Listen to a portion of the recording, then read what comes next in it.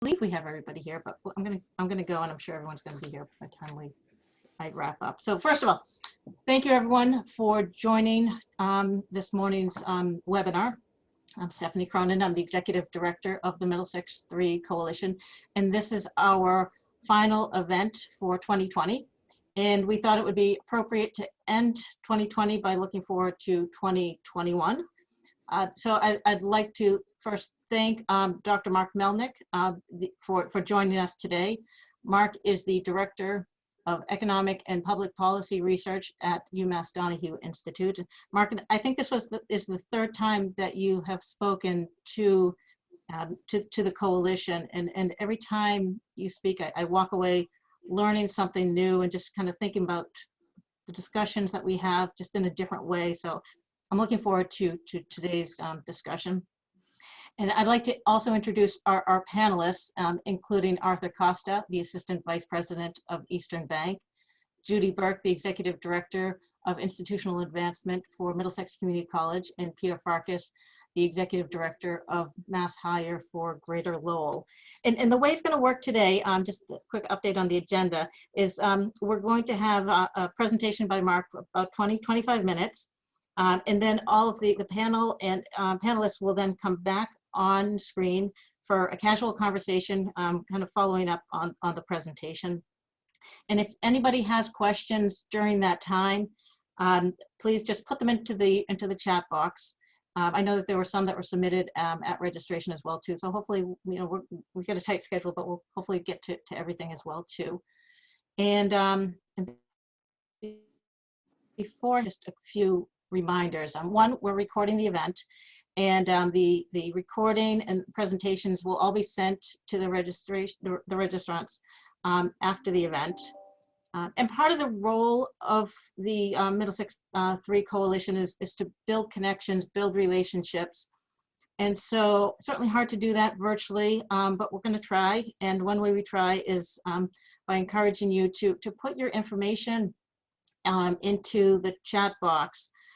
Whether it's your contact, your name, your email, your LinkedIn information, whatever it is, and we'll send all of that out after the event as well too, so everyone has all that information. And then if people want to follow up with other attendees, that would be great. So that's how we're going to try to do that. And then certainly, I do want to recognize and thank Eastern Bank for sponsoring today's event. Eastern Bank is one of our newest members.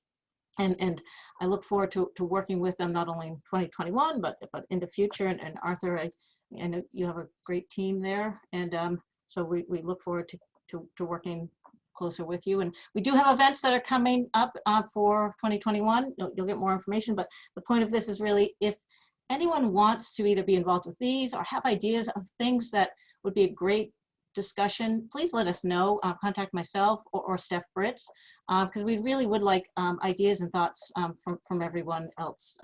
And what are we missing? What would be a good meeting discussion?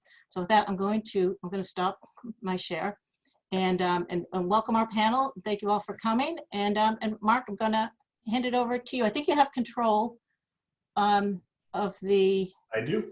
Okay, good. So you can share your screen. You've got control, and we'll sit back and listen to your presentation. Sounds great. Great. Thank you. Do you guys see my screen? Okay. Yep. Some of the panelists. Okay, great. Good morning, everybody. And my name is Mark Melnik. I direct economic and public policy research for the UMass Donahue Institute. I'm really happy to be invited again by Middlesex 3 to come and talk with you all today. As Stephanie mentioned at the top, this was the third time I've come to talk to Middlesex 3 in one form or another. Last time I was here was 2 years ago at this time, and boy, life has changed since then. But what was interesting and what we talk about a lot amongst my group, this is a typical time of year where I end up doing what we affectionately refer to as the roadshow. I'll go and speak to a number of chamber organizations or regional advocacy organizations and so on to talk about what's happened in the most recent year in the economy and what the outlook looks like going ahead. And I had joked at points last winter that this roadshow is getting a little bit boring, and I could kind of roll out of bed and do it pretty easily because, you know, things had been really consistent for a really long period of time. You know, there were challenges in the economy like always, but overall the trajectory was very positive. And in particular in Massachusetts, there were a lot of great stories to tell. So on some level, be careful what you wish for, because, you know, fast forward to March and everything is quite a bit different. And as I joked a little bit during the networking beforehand, that there isn't really an analog for what we're experiencing in the economy or in public policy right now. So it is an interesting time for analysis, but obviously a difficult one.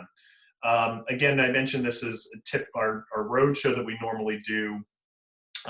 There's a lot to talk about, and I have about 25 minutes to talk today. This road show will bend and flex from 20 minutes to an hour, depending on the organization and the time that I have available to me. So there's a lot that's left on the cutting room floor, and I think we can visit some of that during the Q&A session as well.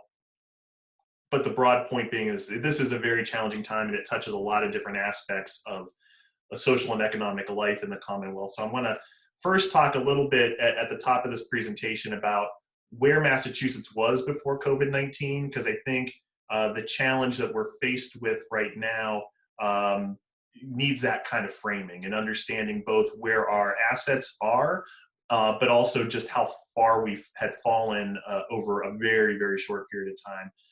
Then I'll pivot and talk about COVID-19 and its impacts on the economy, both in terms of what has happened in terms of job loss, but also who has been impacted by COVID-19, both in terms of the economic implications, but then also for the public health ones and other public policy issues as well.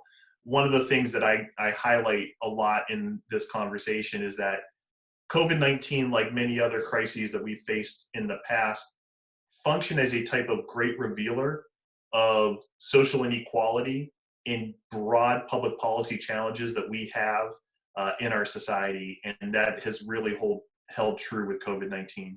COVID-19 does not know your race, does not know your income, but it does not know your age. But what we've been able to find is that the impacts of COVID economically and health-wise are tied most directly to our most vulnerable populations, and ones that we could have identified before the crisis. Then I'll do a little bit of a deeper dive looking at Greater Lowell, the region itself, and the impacts of COVID, and then talk a little bit about the state's positioning for recovery. So first, where was Massachusetts as we were heading into the COVID crisis? Well, overall, and some of these slides may look a little familiar to anybody who's seen me talk before, because some of this has been the warm-up material I've used, but I'll go through it a little bit quickly. First, among northeastern states, Massachusetts stood out among all the northeastern states in terms of population growth over the last decade. This graph here shows the population growth from 2010 to today for each northeastern state, the Northeast overall, and the U.S. overall. Mass compares similar to the U.S. The U.S. has grown about 6.3% over the last decade, Mass 5.3%. And we know that a lot of the population growth in recent decades has been in the Sun Belt, southeastern part of the U.S., southwestern part of the U.S. Overall, New England's population growth has been stagnant or even declining, as we see in Vermont and Connecticut. But overall, Massachusetts has actually grown pretty well over the last decade, and it is reflective of some strong characteristics in our economy overall. Whenever we talk about population growth in Massachusetts, one of the critical things to talk about is the different elements of population growth. And there are very unique elements for us, in particular, about how we grow. Looking between 2000 and 2019, the graph here shows the three elements of population change. We have in the red bar the net difference in international migration, or the folks coming here from other countries versus leaving here to go to other countries. The gray bar shows the net natural increase, or the difference between birth and death in the population. And the blue line is our net domestic migration, or the the difference between people who leave the region for another state versus come here from another state. This tells a really critical and important story about Massachusetts overall. I'll first focus on natural increase. Overall, we're a net gainer birth over death, but that number has been decreasing over time. Massachusetts is a relatively old state. Among New England states, we're young, but nationally we tend to be older. Our average household size is smaller than the U.S. on average. We also have a very well-educated female population and a high labor force participation among women. All of this together leads to smaller household sizes and a slight decrease over time. So our natural increase has been going down. Some New England states, including Maine, for example, actually have more deaths than births in recent years. So we do see this kind of shifting as the population ages and as baby boomers move into older cohorts.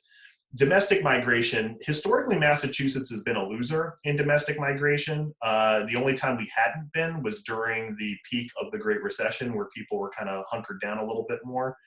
There's a few reasons why Mass has been a loser in domestic migration. One is the overall cost of living in the state is fairly high, particularly housing costs. So that is could be a push factor for some people. And the other is that we have a significant churn in our state, and particularly the greater Boston region, with people who come here for college from outside of the region and maybe go back to wherever home may have been. And that's much more common in our private institutions, places like Harvard or MIT or Northeastern, BU, those kinds of spots. So the big story about population change in our region, and the windup I'm getting to, is the gains in international migration. The population gains through immigration in Massachusetts have driven all of the population growth over the last decade. Massachusetts would have actually lost population if it were not for the gains in international migrants. And it's also been a key driver of economic growth in the region for a long time. 80% of the labor force growth in Massachusetts since 1990 has been through gains in international migrants and international workers. I would note in a longer presentation, I touch on a few elements here about the characteristics of the foreign-born in our region, but one of the big characteristics are a really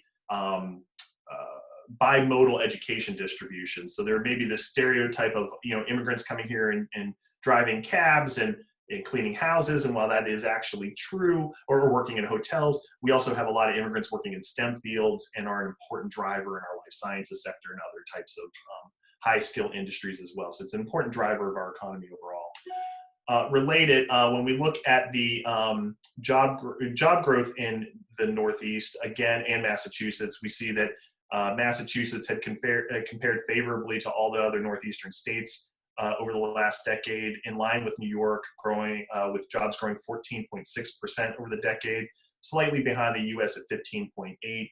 One of the things I would stress, though, is that the difference in job growth there is in part because of the state being less negatively impacted during the Great Recession than other parts of the U.S. So we didn't have as much to gain as maybe some other parts of the U.S. But overall, our job growth in Mass favorable to other parts in the Northeast.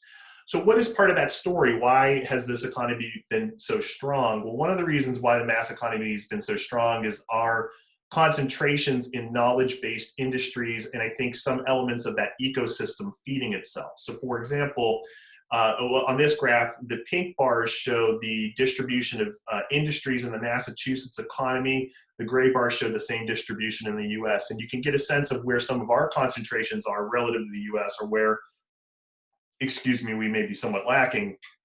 So unsurprisingly to anybody who is familiar with our economy at all, we have strengths in healthcare and social assistance, educational services, and that includes our colleges and universities, and this other poorly named industry, professional, scientific, and technical services, which is a little hard for people to generally imagine, but this includes things like high-skill, knowledge-based industries, life sciences, elements of high tech, other forms of knowledge-based consulting would fall in here, and this is a high-wage industry, but one that is particularly strong in our region.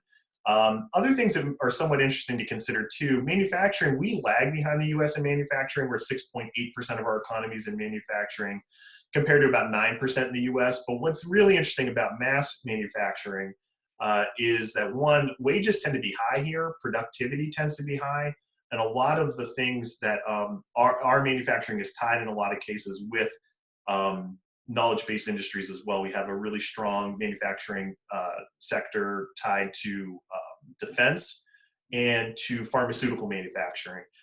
So those are strong parts of our economy, and I do think position the state well as we get out of the recession because of some of the kinds of things that we make. So how has COVID-19 impacted the state? This next graphic shows the unemployment rate in Massachusetts compared to the US dating back to the mid-70s. The red line being the US unemployment rate and the blue being Massachusetts. And then the vertical gray areas that you see here mark the recessions over that time period, and the thickness is the length of that recession. So, you know, we see a thick recession here with the Great Recession, a thinner recession here during what would have been the dot-com bust. Historically, the Massachusetts economy, especially once we get through the mid 90s, the Mass economy has performed better than the US, our unemployment rate being lower. I'm sorry for that. The unemployment rate being lower traditionally. We were impacted pretty negatively by more negatively by the dot-com bust than the US was. So we see our unemployment rate kind of rise up, and then they kind of is intertwined with each other. During the Great Recession, though, this is where we see this separation between the Massachusetts economy and the US economy, where our mix of industries were less negatively impacted by that recession than the US overall. And as a result, we see this separation of our unemployment rate compared to the US. And that kind of tracks throughout much of the next decade. There's a few periods where the US one approaches the Mass and the Mass dips. And some of that's data noise. Some of that is increases in labor force participation, which would actually raise your unemployment rate even when your economy may be doing better. So you see those things. But then COVID happens. And what occurs in Massachusetts and the US obviously is a dramatic spike in the unemployment rate, but particularly for Mass. For much of the summer, we had the highest unemployment rate in the country. Peaking right around 17% in July and August, and lagging behind the U.S. substantially. Now, the most recent unemployment rate for November has the Mass unemployment rate at 7.4 and the U.S. at 6.9, so we're getting closer. But there are a few things to highlight there. First, one of the reasons why the Mass unemployment rate got so high relative to the U.S. was we were impacted worse by COVID, and in the northeastern part of the U.S. was impacted worse by COVID than a lot of other places. Our state government also took a very aggressive stance in terms of business closures and public health intervention once the scale and seriousness of the crisis was better understood. So there was one of the issues of why our unemployment rate hovered higher than other parts of the U.S. A lot of that had to do with the public health response of the state. So we saw that. The other thing we did see is that labor force participation rates stayed higher, a bit higher in Mass than they did in the U.S. So there were more people looking for work. That will elevate your unemployment rate a bit. But I think the biggest part of the story for the state overall has been that we shut down early and we shut down longer. And so as a result, we've saw some of these impacts in the unemployment rate. As we've seen this unemployment rate decline, which is a positive thing overall, it's worth noting, though, that job growth has been slowing. And part of the declines we're seeing in the unemployment rate is people dropping out of the labor market. So that will mask a little bit. So sometimes unemployment rate is an imperfect measure because everyone looks at that unemployment rate as a sign of the positive things that are happening in the economy. But you could have instances where the economy is strong, people who are on the bench and out of the labor force got off the bench to look for work, and that brings up the unemployment rate because people are now looking for work. And you'll see, and that's some of the noise that you would see when the economy was strong. Conversely, you may have instances where people say, I can't find a job and I'm not going to bother looking. And as a result, that would actually deflate the unemployment rate slightly because there are less people in the labor supply looking. So it's one of the things to look at unemployment rate with the appropriate amounts, appropriate grains of salt. But again, unemployment has been high, but coming down. Now, one of the things that we're finding, though, is that there's big differences in how this recession is impacting different populations around the state. This graphic here shows the unemployment rate by educational attainment. The blue shows less than high school. The red bar shows folks with a high school diploma or GED, green some college, and purple bachelor's degree or higher. Historically and traditionally, the more educational attainment you have, the lower your unemployment rate tends to be. One of the things that we've noticed in a longer version of this presentation, the last couple of recessions nationally have been, the last 3 recessions in the US have been increasingly more unequal in terms of who they are impacting. And importantly, folks with less educational attainment are being more impacted with each recession that we see. And this recession is another example of that, where now the unemployment rate for folks with a college degree is around 5.4%. That's close to what economists traditionally think of as full employment. But for folks with less than high school or a high school, with less than high school, it's around 20%. For folks with less than high school, with a high school diploma, excuse me, it's over 10%. Part of this is a function of the kinds of industries that were negatively impacted by the recession. In particular, food services and other forms of face-to-face recreational activities, which tend to be more low-skill jobs. But that's one element of where we've seen this recession impacting more vulnerable populations in our state. Similarly, looking at racial differences in unemployment, the blue line shows the unemployment rate for white non-Hispanic. And the red shows non-white or Hispanic, which is very clunky. I think a better way of thinking it is the blue line is white and the red line is people of color. What makes this complicating is because by technical definitions from the Census Bureau, Hispanic is not considered a race, but rather an ethnicity. So Hispanic folks may be classified as white Hispanic. And what we've done in this analysis is disentangle that so that it's white non-Hispanic and the Hispanic folks are in the people of color category here. During the peak of our strong economy, the unemployment rate for whites and non-whites were fairly similar. So there's a bit of noise here in the way the Bureau of Labor Statistics keeps this data, because what we have seen is that white folks and Asian folks have very low unemployment rates, and then Black folks and Latinx tend to have higher. By intertwining Asian with Black and Latinx here, it brings down that unemployment rate some. Regardless, we were seeing lower unemployment rates all across the state. When the recession occurs, the unemployment rates by race separate dramatically. So again, most vulnerable populations in our state are most negatively impacted by the economic downturn. Next graphic shows the initial unemployment claims and just how dramatic, and when I say there's no analog for this recession, this graphic shows the lack of an analog for this recession. This graphic here shows the initial unemployment rate, claims dating back to 1987. The gray bars show our recessions over time, and just looking at the peak of the number of initial unemployment claims we see, there's nothing that looks like the COVID crisis. At its peak, we saw 181,000 initial unemployment claims during this crisis. At its peak during the Great Recession, we saw something approaching 40,000. So we're almost 5 times as many during this particular recession.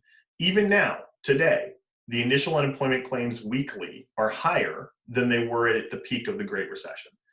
So again, nothing quite like this. Since March, we've seen traditional unemployment claims in Massachusetts of 1.68 million residents, with an additional nearly 900,000 from the extra pandemic unemployment assistance that Congress passed, which was for more gig workers, Uber drivers, and those kinds of things who would traditionally not be eligible for unemployment, but were eligible during this pandemic. So about 2.5 million Massachusetts residents have made an initial unemployment claim, or excuse me, I should take that back. There are 2.5 million initial unemployment claims made in the state. There could be, the same person could do multiple if they were laid off multiple times. So the industries with the highest amount of unemployment claims were in health and social assistance, food and accommodation, and retail. This is the distribution of unemployment claims across industries. And I'll show a different graphic that will highlight this point a little bit better. But unsurprisingly, we see a higher concentration of unemployment claims in sectors of the economy that require face-to-face interaction. Healthcare and social assistance, while there was a lot of work being done in hospitals, obviously around COVID, there were a lot of elective activities in healthcare that were not being done during the peak of the pandemic. Food and accommodations, obviously restaurants were shut down for a long period of time. Even when they are open again, there's been limited seating. Retail, obviously. Professional and technical does not have, it actually has a pretty significant number of initial claims, but it's much smaller than the proportion of jobs it makes up in the economy. The other one I'd like to call attention to is other services. This is another terribly named industry, but includes things like a variety of forms of personal care, including hair salons, barbershops, nail salons, dry cleaning, massage. So a lot of those industries were obviously impacted negatively during the recession, during the pandemic, as anything that required face-to-face were things that were shut down. Operations that could go to remote were more likely to keep staffing levels higher. After a long period of expansion, the COVID-19 crisis wiped out all the jobs we had gained since the Great Recession. During the Great Recession, we lost 140,000 jobs. Since the end of the Great Recession, we gained 521,000 jobs. But the pandemic job loss is approaching 700,000 in Massachusetts. So we wiped out everything that was gained over that decade. Now, some things are starting to slowly recover, but at our current rates of growth that we're seeing nationally, it's unlikely to see full recovery until about 2023. So I already noted before, industries that require face-to-face interaction were much more likely to be negatively impacted than things that could go remote. This next graphic shows all the industries in Massachusetts and job losses job change, between February 2020 and October 2020, and the change.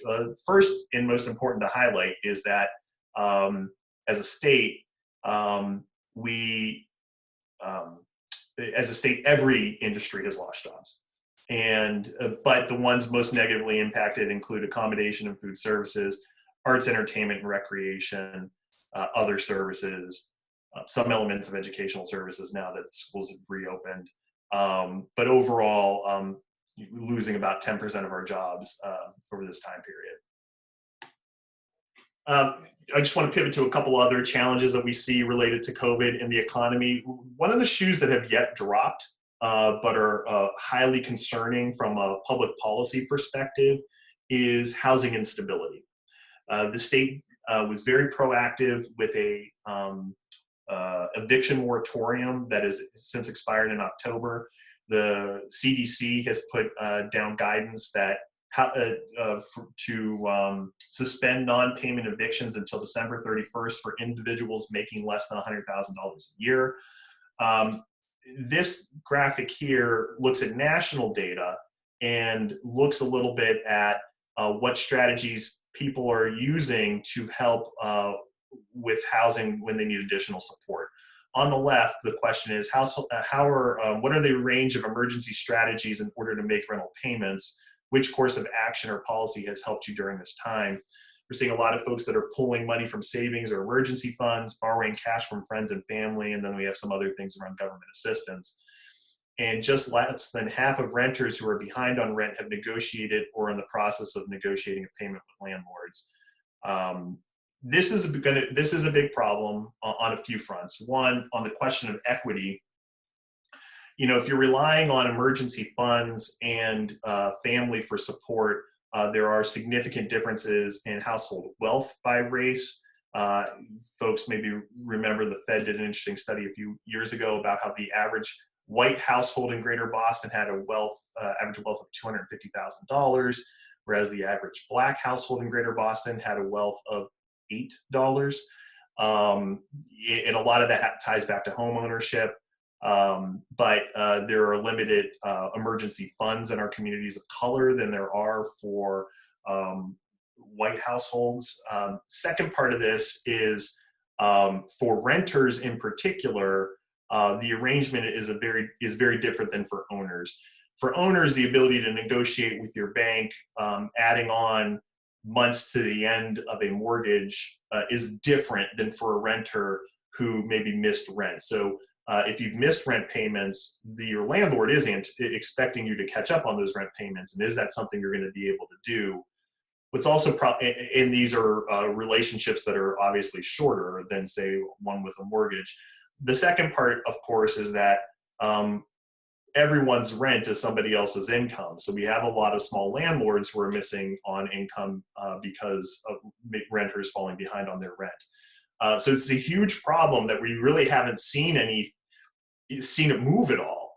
And so as we get into 2021, this is something that a lot of public policy folks are watching very closely because it is the next COVID shoe to drop if the federal government and other agencies aren't able to step in to provide more robust support as it relates to housing instability.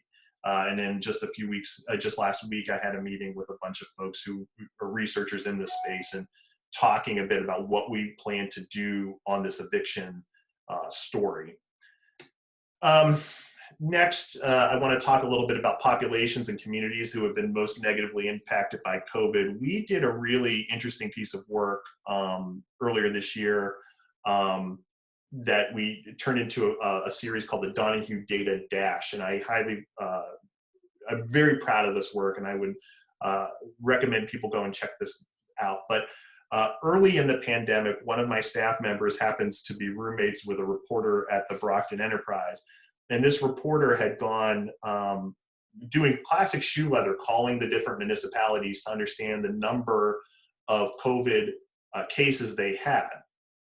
And he shared it with Abby on my staff to see if we could do a cool data visualization thing with it. So Abby sends it to me, and I was like, wow, this is really interesting. These are all gateway cities that have the worst COVID outbreaks. And it'd be really interesting for us to cross some of these data with ACS data or census data to see, what kinds of patterns of COVID we would see in different kinds of, based on the characteristics of community, right? So whether these are communities with high concentrations of people of color, frontline workers, overcrowded housing, and these kinds of things. And again, COVID doesn't know that you're poor.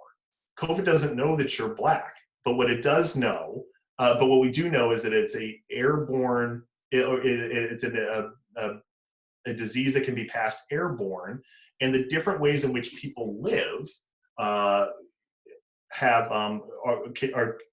often referred to as social determinants of health. And what are the social determinants of health that exacerbate the outbreak of this virus? Some of the things that we found, crowded housing was a bigger factor than density. People who lived in quote unquote overcrowded housing as defined by HUD, communities with high concentrations of overcrowded housing were ones that had more COVID. This directly ties to affordability and housing supply. People do not live in overcrowded housing because they want to. They do it for economic reasons generally. So it ties back to affordability. And interestingly, the historic concentrations of vulnerable populations in Massachusetts mirror what we see in our COVID outbreaks. And I don't have time for this in today's presentation, but I actually took in a different one, a redlining map from the 30s and the COVID outbreak map from today, and the degree to which they look similar is staggering. But looking first at the positivity rate for Massachusetts, these are the community, this is the spread of COVID around Massachusetts, and these data are updated as of December 3rd. Not surprisingly, we see higher concentrations in our more urban areas, but we also see higher concentrations in particular in our lower income urban areas. We've highlighted several of them here: Lowell, Lawrence, Lynn, Revere, Chelsea, which has had a terrible outbreak, in Brockton. We are doing an update of this analysis right now that we'll be releasing with the Boston Foundation next week, I believe, and looking at wave 1 versus wave 2. And the outbreak we're seeing in Lawrence is particularly concerning, as you know, in Chelsea's case, it's starting to slow a little bit, but still very concerning. Lawrence has had a very rough wave 2, as we've seen. So the recent outbreak has been particularly strong up in Lawrence. So we did a couple of scatter plots on this, and it's a cool, again, Google Donohue data dash. Here what we're looking at is the relationship between the percentage of a community that are people of color versus the COVID outbreak rate per 10,000 residents. And we see a very strong correlation between communities of color and the COVID outbreak. I will move quickly because I know we want to leave time for Q&A. Similarly, communities with crowded housing, and crowded housing was defined as having more than one person per room. And that's a definition that's established by HUD, so it seemed like a safe analysis to use, and was something the ACS had, the Census Bureau had data available for us on, but a strong relationship between crowded housing and COVID. And not surprising when we think about, you know, if you have 7 people living in a home with 1 bathroom, how hard it is to quarantine in home versus if you have 2 or 3 bathrooms. But we see this relationship here. Similarly, cities with high shares of frontline workers were more likely to have higher levels of COVID in their community. We define frontline workers as healthcare, grocery store, transportation, and other forms of productive services. So again, I mentioned earlier about COVID as a great revealer of social inequality. And we see it both in terms of the economic effects, but then also in the social determinants of health and the public health elements of the crisis overall. Okay, so a little bit of a deeper dive into Greater Lowell. Greater Lowell is faring better than the rest of the state in terms of unemployment. The regional unemployment rate is about 6.6%. Compared to the rest of the state. So when you take Lowell out, the state unemployment rate would be about 7.5%. I use Greater Lowell as a proxy for Middlesex 3. They're not actually the same geography, but this is the readily available data with the state. So Stephanie said it was okay. So we use that for this analysis. The profile of Greater Lowell unemployment folks applying for unemployment insurance tell some interesting stories about this economy and this recession. Most of the claimants are women. 56% of the unemployment claimants in the region are women compared to 44% for men. What's even more interesting is that when you compare that to before the pandemic. So before the pandemic, about 37% of unemployment claimants were women. Now it's 56%. This highlights what we've been seeing a lot more in the news recently of referring to COVID's recession as a C-session, and the degree to which women have been impacted by this downturn. One part is the industries women were typically working in, and the second is that family responsibilities have induced more women out of the labor market to deal with elements of childcare, parental care, and so on. Similarly, we're seeing more claims for non-white residents than before. Before the pandemic, it was about 17% of claimants in the region for unemployment insurance were non-white. Today, it's 21.8%. Before the pandemic, 14% were Latinx. Now it's 16%. 78% of claimants have less than a bachelor's degree, meaning 22% have a bachelor's degree. Just by comparison, 45% of Massachusetts has a bachelor's degree. So we're seeing folks with limited education more impacted by the recession. This next graphic has a lot going on in it, but the blue bars are showing the number of initial unemployment claims in Middlesex 3. Excuse me, Greater Lowell, but we labeled it as Middlesex 3. The green bar that runs across is the percent of the state's labor force that are in the region. And then the orange squiggle bar that we're seeing there is the percent of the state's claims in Middlesex 3 relative to the state's claims. So what's interesting to me are the times in which the bar, the orange, is either significantly above the greenish blue bar or line, excuse me, or below it, because then that's showing that you either have more claims than your workforce or less claims than your workforce. Overall, the region's trending pretty closely to the state, maybe a little bit below. We see this jet up a little bit recently in claims relative to the workforce. I don't have a reason for that yet. We think it's maybe just data noise, but still interesting nonetheless. Oh, one thing I forgot to mention at the top, I do intend to share these slides with everybody. So we were just finishing up a few things this morning, so I'll send those off to the Stephanies after this. Unemployment claims have been highest in industries that could not easily transition to work. This is for your region. The top bar is the percent, the pinkish bar is the cumulative unemployment claims during the pandemic in an industry. And then the blue below it is the total employment in 2019. So what's interesting is anytime the pink bar is a lot bigger than the blue bar. So for example, accommodation and food services, that's 7% of your economy now, but it's 16%, so more than twice as many claims, unemployment claims. So the instances where that pink is bigger is showing a disproportionate impact in that industry.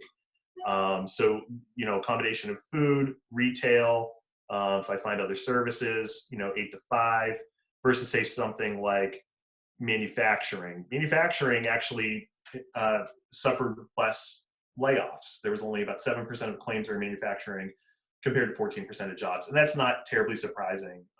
There were a lot of manufacturing activities that were deemed essential. So a lot of these places were staying open. You know, my family's from Ohio. My dad's a machinist in the tool and die industry. He worked the entire time because they were considered essential. So you see a lot of that in manufacturing. So just a couple other slides. How well prepared is Massachusetts to weather the storm? This next graphic looks at the fiscal year end and the rainy day or stabilization fund for the state. Right now we're at about 3.8 billion in the rainy day fund. What is important and critical was usually historically the rainy day fund goes up during strong economic times and then goes down during down economic times, and that makes sense.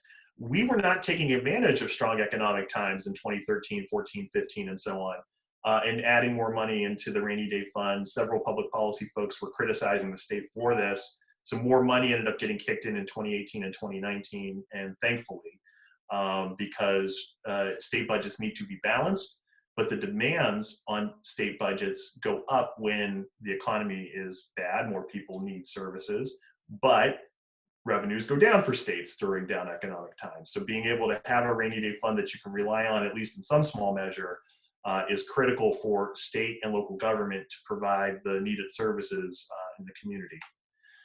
How does that compare to other states? Well, while we do have money in the rainy day fund that only accounts for about 10% of our annual budget, that ranks 20th among US states right now. So not terribly. But the rainy day fund can only cover so much, and obviously you don't want to wipe all of it out. I also find interesting in here that Wyoming actually has more than a year's annual budget in their rainy day fund, so way to go Wyoming. But that's you know, one other factor there. So a couple other things real quick. What are the big question marks going ahead? What's the condition of state and local budgets for fiscal 21 and beyond? We still don't have a state budget. I've been giving this talk now for almost 6 months now. We still don't have a state budget, and I keep making this point, but we should have one soon. But that's a critical issue. I talked a bit about this eviction moratorium and our concerns about the other shoe dropping in terms of housing. Expiration of unemployment stimulus, that's really shifted a bit now to what happens with federal stimulus going ahead. I suspect I'll have some questions about that, and I'll save that for after, but there does seem to be at least some forward trajectory on a stimulus before the end of the calendar year, or so that's great. But the unemployment stimulus was critically important for households making housing payments, and keeping money circulating through the economy. So that extra $600 or $300 were important for the general economy. And we did see a downturn a bit in terms of overall consumer spending when the unemployment stimulus went from $600 to $300. What are the industries that are poised to recover and which ones will struggle? Some of this is obviously a magic 8-ball, but there are certain things that we can anticipate a bit about. Massachusetts' strengths in pharmaceutical manufacturing that set us up well in the immediate term, and our strengths in the knowledge industries overall. But there may be some significant reshuffling we see in the economy overall, commercial real estate, which I know I'll have a question about a little bit later. And then lastly, existing public policy and infrastructure issues in the state overall. There were a bunch of things that we were talking about at these kinds of talks a year ago, 2 years ago, that we're just not talking about now. Whether it's the funding of the MBTA, commuter rail, transportation in general, have been big issues in the state. Housing costs have been getting attention, obviously, but these were some of the broad questions that have been raised en masse and have really been put by the wayside because of the pandemic. So with that, I'm pretty sure I went over time, so I apologize for that. But I'm happy to take any questions. And I do see this in a lot of ways as an opportunity for me to learn from you all as well, too. We're very focused at a macro level, looking at economic trends. So, getting the perspectives of people on the ground or in the experiences that they're having day to day, I think is a really excellent opportunity for information sharing and thought sharing in what are unprecedented times. So thank you. So thank you, Mark. That's a lot of information, a lot to unpack. And I know that you've that's the short version as well, too. Sorry. There's a lot more there as well, too. So to help us unpack it, we're going to bring the panel back on, including Arthur Costa from Eastern Bank, Judy Burke from Middlesex Community College, and Peter Farkas from Mass Higher. And as they come on, I also want to say the Donohue Data Dash, we could do a whole segment on that. We'd love to bring you back on that as well. Sure, too. absolutely. Housing was always an issue pre-COVID, and it's even more so an issue now. So we'd like to get into that, but Great. There's so much to get into. So I think Judy, I like to put you on the spot. So maybe I'm going to hand it over to you first as well, too, to kind of start the conversation. Sure, happy to, Stephanie. Thank you, Stephanie, for including me in this. And as a member of the Middlesex 3 Coalition Board and the Middlesex 3 Coalition family, Mark, I just want to thank you for being here. You are absolutely a genius, and we all feel much smarter when you are in the room.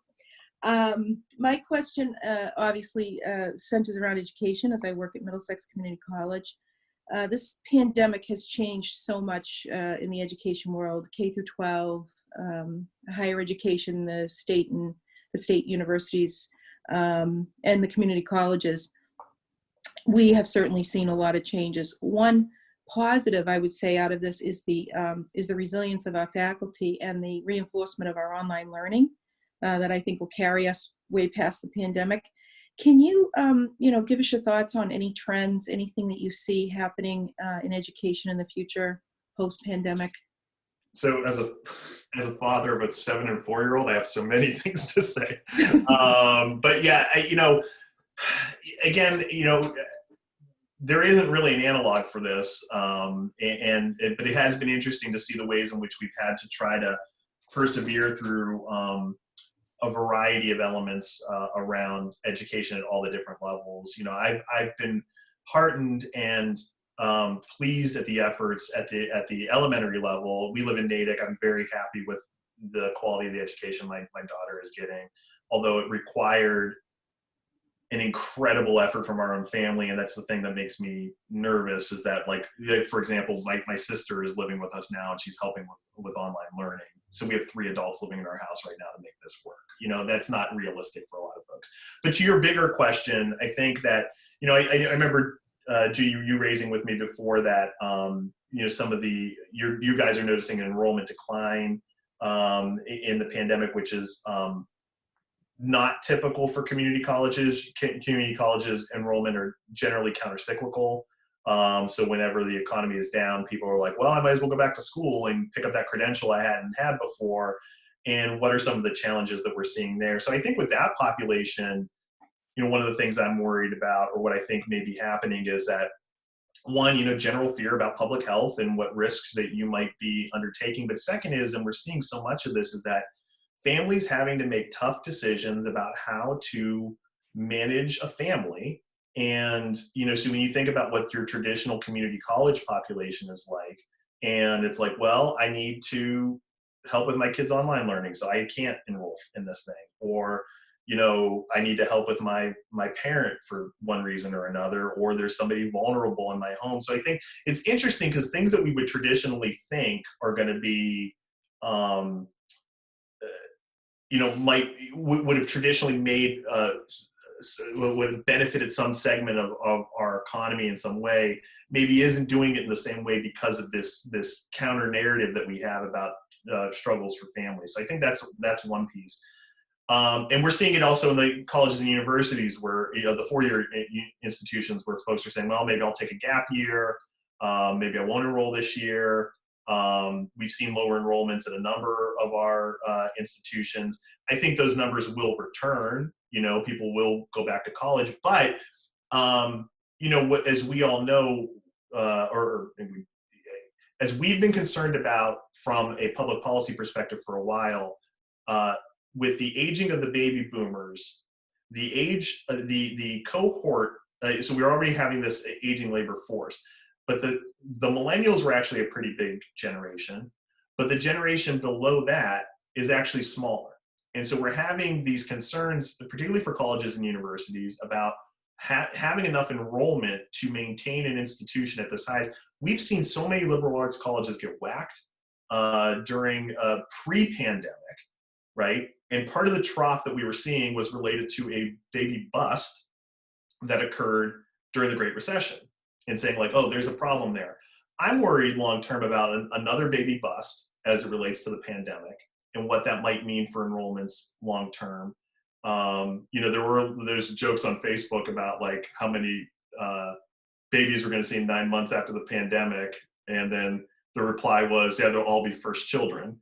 Because, but in all seriousness, during unstable economic times, we do see those kinds of things. So those are some of the concerns that I have. But again, it's a funky analog. There isn't a great analog to that, but I do think that the long range concern for higher ed had always been 10 years from now, what are my enrollments going to look like? And this did not help. This did not help for a number of reasons, but will have a bigger impact 18 years from now. And what do we mean for incoming freshmen? And if I can bring Peter Farkas into the conversation, because he's on the front lines here. And Peter, is this resonating with you as well too? Is this what you're seeing? Yeah, for sure.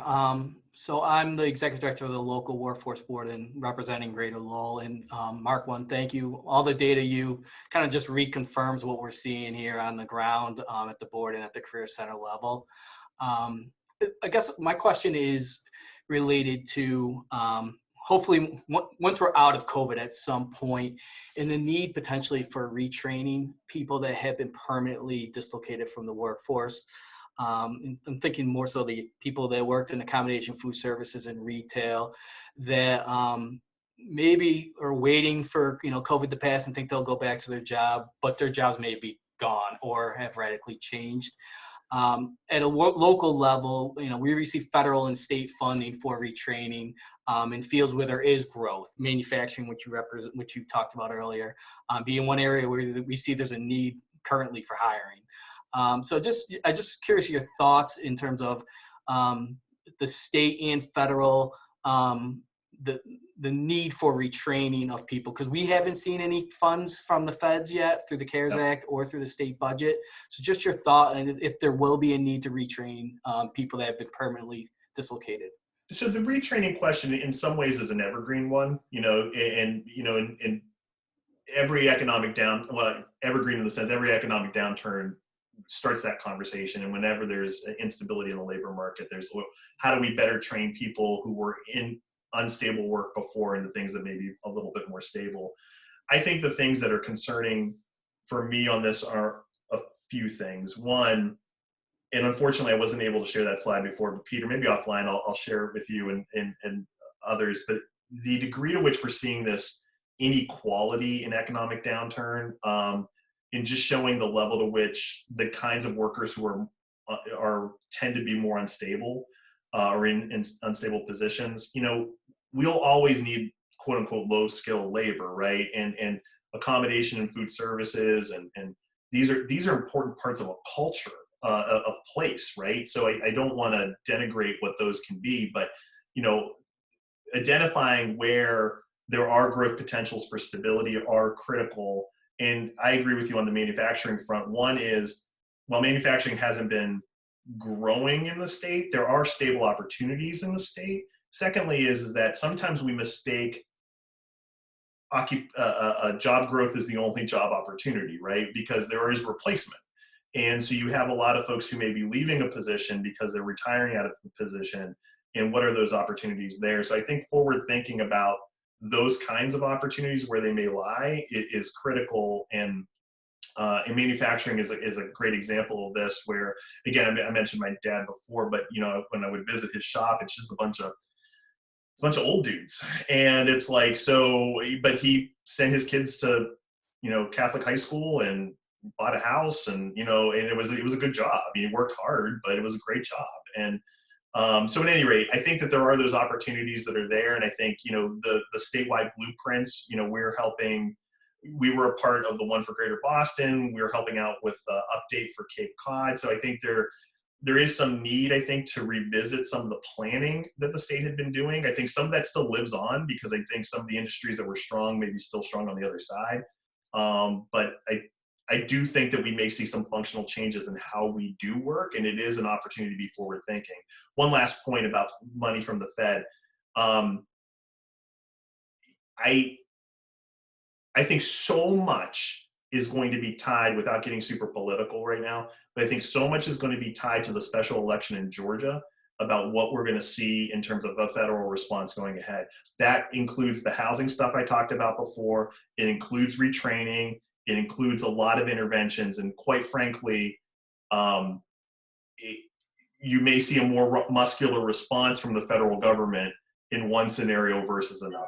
So, so I think that's something to keep track of going ahead. And let me bring Arthur into the conversation too, if I could, because certainly our recovery and the future is going to depend on our financing as well too. So Arthur, you want to jump in as well too? Sure thing. First of all, Mark, excellent speech. It was wonderful. I learned a lot from on everything he was talking about. A lot of things I had no clue on, which made it even better. Good. I think that what I'm going to be talking about is what's happening in the housing market. Right. I'm looking at the mortgage rates back in January of 20. You're talking 3.675. Going into the pandemic, it dropped down to 3.2. It's now hovering around 3%. Things are going crazy with the housing market. Houses going for 50,000 more than they're worth. And the refinance market is going crazy also, because there's still a lot of high rates. What do you think will happen, or any ideas on 2021, if it's going to stabilize, if it's going to go back up? I've been looking at it and I just don't know. Yeah, and so you work at a bank, so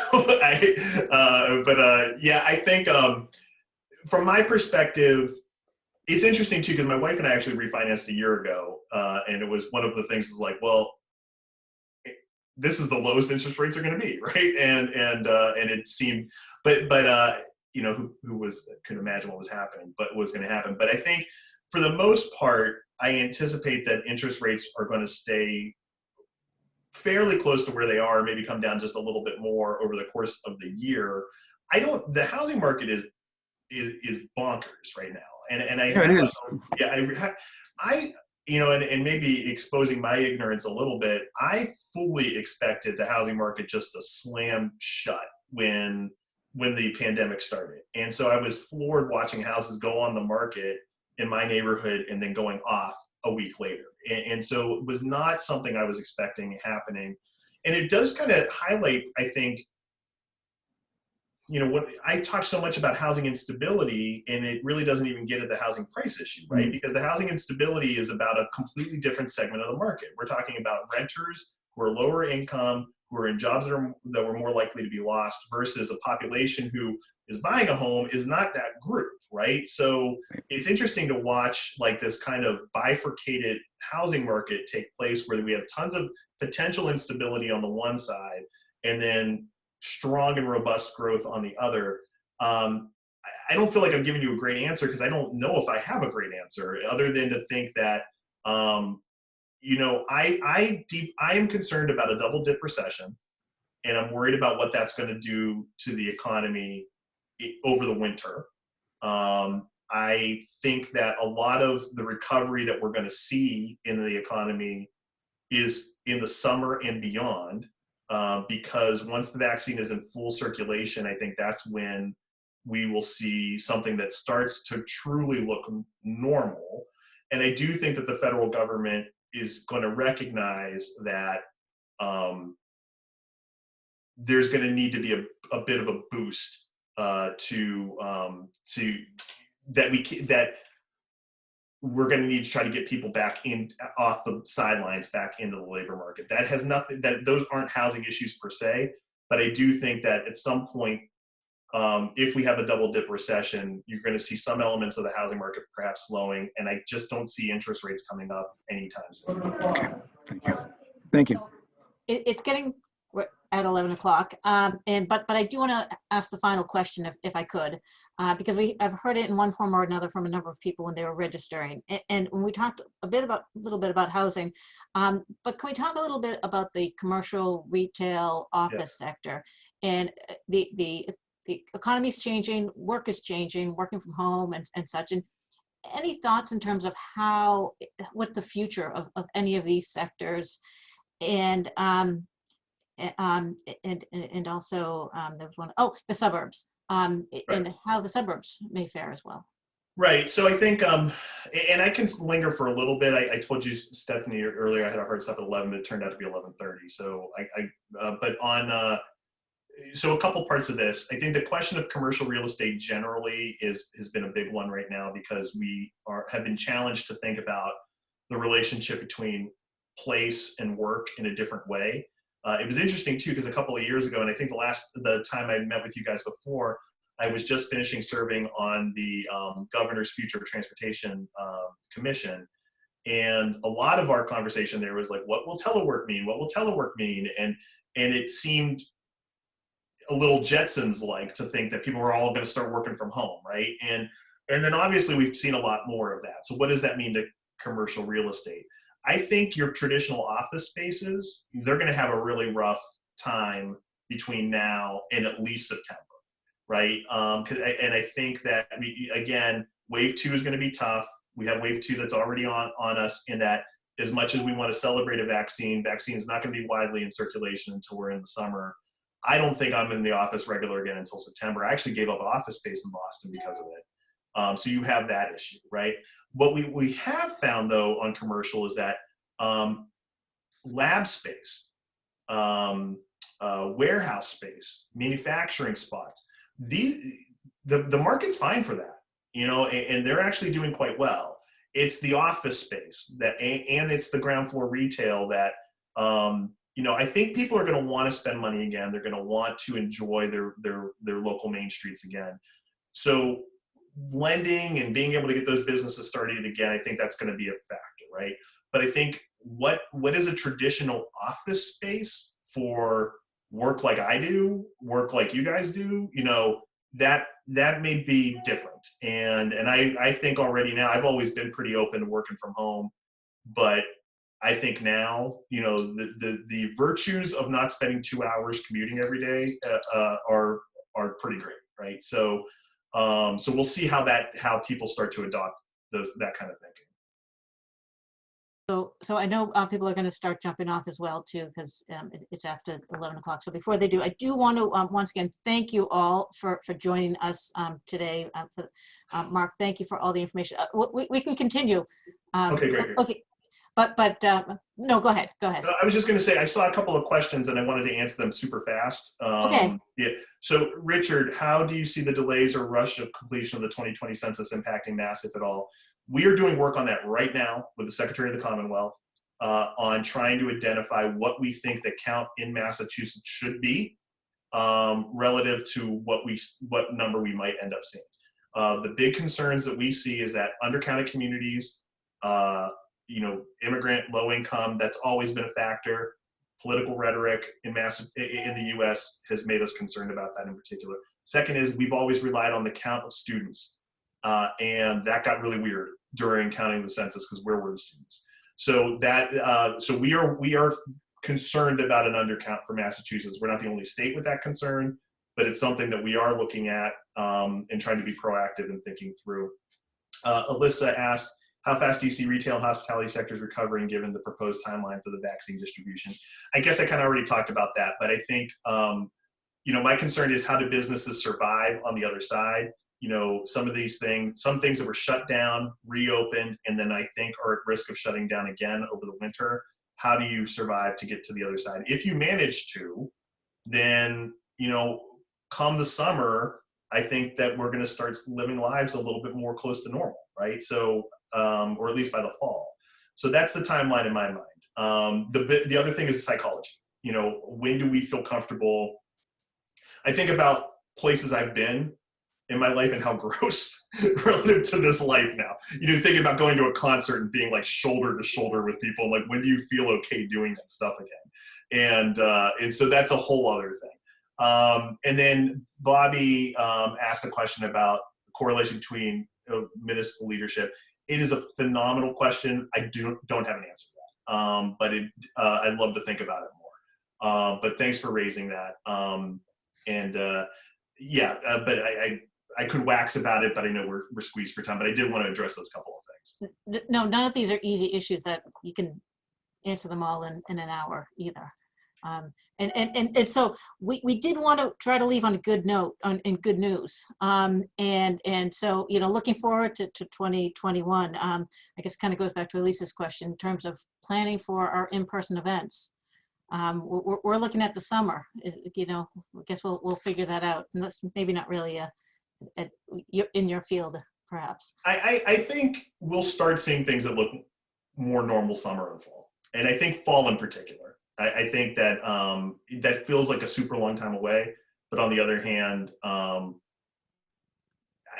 at that point, we're starting to see a vaccine move around and we would have been able to go outside again, which is, I think, the other thing. We realized how much being outside was safer. But we lost a lot of the summer not knowing that. And I think this summer would be a little different. So I think there will be the opportunity to be a little more face-to-face deeper into 2021. It helps to have a light at the end of the tunnel. So with that, again, thank you all. Mark, thank you for the presentation, and we'll send that out to everyone as well too. Thank you to Eastern Bank for sponsoring this event. And this is our last event for 2020. So everyone have a great holiday season, and we'll be back. So wonderful. Thanks, everybody. Have a good day. Take care. Bye, guys.